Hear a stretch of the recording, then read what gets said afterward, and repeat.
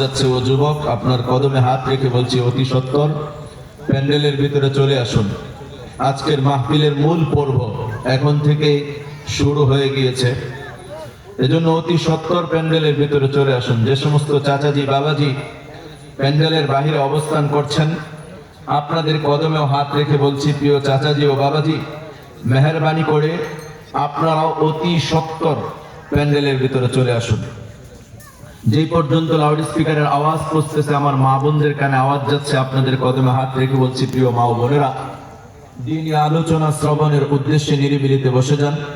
দোয়ার দরখাস্ত, আল্লাহ রাব্বুল আলামিন যেই কথাগুলো আমার জবান থেকে বের করেন, সর্বপ্রথম আমাকে বোঝার এবং আমল করার তৌফিক দান করেন, পাশাপাশি আপনাদেরকেও বোঝার এবং আমল করার তৌফিক দান করেন। সকলেই বলি আমিন।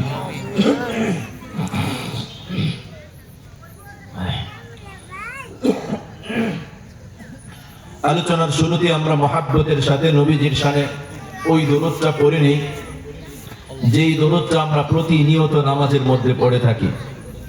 একবার দরুদ পড়ব, আল্লাহ রাব্বুল আলামিন কমপক্ষে 10টি নেকি লিখে দেবেন।